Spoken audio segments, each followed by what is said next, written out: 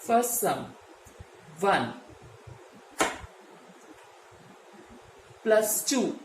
Here I can do plus 2 directly. So I will do plus 2.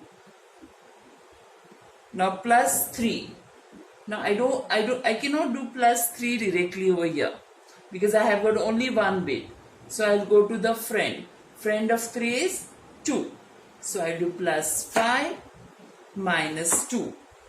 Answer is 6.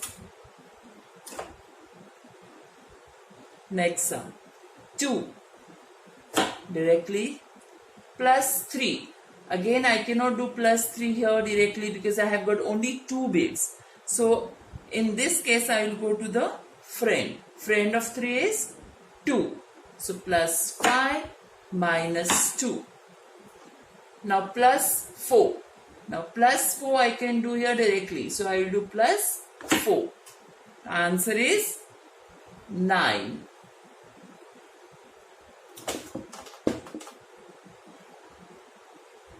Next sum 3. Again plus 3. Here I cannot do plus 3 directly. So I'll again go to the friend. Friend of 3 is 2. So plus 5 minus 2. Now plus 2 again.